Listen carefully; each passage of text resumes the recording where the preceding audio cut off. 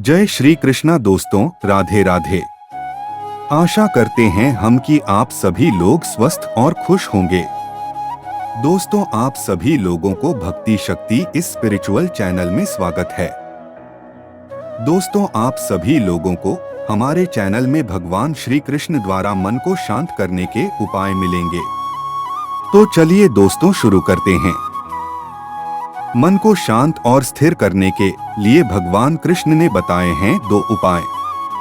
किसी भी चीज को समझने के लिए सबसे पहले मन को शांत रखना चाहिए और फिर काम पर ध्यान देना चाहिए, क्योंकि हम मन से ही प्रश्न खोज लेते हैं और मन में ही जवाब देकर बैठ जाते हैं। भगवान कृष्ण ने मन को शांत रखने के लिए 2 चीजें बताई हैं। भगवद गीता में भगवान श्री कृष्ण कहते हैं, मन का बेचैन होना उसका स्वभाव है।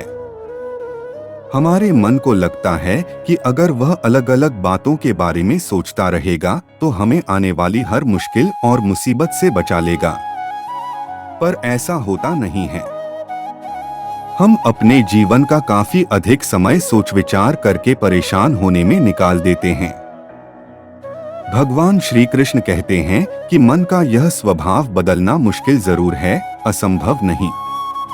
भगवान कृष्ण की बातें।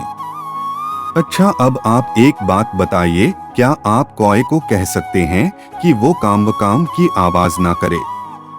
या फिर क्या आप किसी मेंढक को कह सकते हैं कि वह पानी देखते ही ऊंची छलांग ना मारे? हमारे मन का भी कुछ ऐसा ही है। जीवन में कुछ भी होता है, अच्छा या बुरा, हमारा मन उस पर काम करने लगता है। काम से मेरा मतलब है चिंता करना, व्याकुल होना। कोई बुरी बात होती भी नहीं है और मन परेशानी की ऊंची ऊंची लपटें लेने लगता है। कभी कभी तो मुझे ऐसा लगता है कि हम में से कई लोग सिर्फ परेशान होने के लिए जीते हैं। सारी परेशानी, पीड़ा, दुविधा अक्सर हमारी मन की बनाई हुई कहानियां होती हैं। भगवान श्री कृष्ण हमें हमारे मन को शांत और स्थिर करने के लिए 2 उपाय देते हैं। पहला, ध्यान लगाना या मेडिटेट करना। दूसरा, वैराग्य भाव सीखना। अब ध्यान या मेडिटेशन शब्द सुनते ही आप में से कई लोग कहेंगे कि आप आंख बंद कर सांसें अंदर बाहर नहीं ले सकते। यहाँ हम सब गलती कर बैठते हैं। मेडिटेशन या ध्यान का मतलब सिर्फ आंख बंद कर बैठना नहीं होता। मेडिटेशन का मतलब होता है अपना पूरा ध्यान किसी चीज पर लगाना और उसे हटने नहीं देना। अगर आप रोटी बना रहे हैं तो सिर्फ उस बात पर ध्यान दीजिए। अगर आप पिक्चर देख रहे हैं तो अपना पूरा ध्यान पिक्चर पर लगाएं। यह मत सोचिए कि पिक्चर देखकर आप अपना कितना वक्त बर्बाद कर रहे हैं। जब आप जीवन के हर छोटे बड़े काम को पूरे ध्यान से करते हैं तो आपका जीवन ही एक मेडिटेशन बन जाता है। ऐसे जीवन में शांति, स्थिरता, साहस और सफलता का होना अनिवार्य है। वैराग्य भाव दूसरा उपाय। वैराग्य का अर्थ यह नहीं कि आप सब कुछ छोड़कर जंगल में जाकर बैठ जाएं। वैराग्य का सच्चा अर्थ है कि आप जो काम कर रहे हैं उसका क्या नतीजा या रिजल्ट निकलेगा उसकी चिंता ना करें। जैसे अगर आपने कोई इंटरव्यू दिया, आप यह कर सकते हैं कि पूरे मन से तैयारी करें और अपना बेस्ट देकर आ जाएं। वह नौकरी मिलना या ना मिलना आपके हाथ में नहीं है। इस नतीजे के पीछे अलग अलग चीजें हैं जो आपके बिल्कुल कंट्रोल में नहीं। तो जिस चीज के बारे में आप कुछ कर नहीं सकते उसके बारे में चिंता भी ना करें। यही वैराग्य का सच्चा मतलब होता है। और यही है भगवान श्री कृष्ण का दूसरा उपाय, मन को चिंता की लपटों से बचाने का।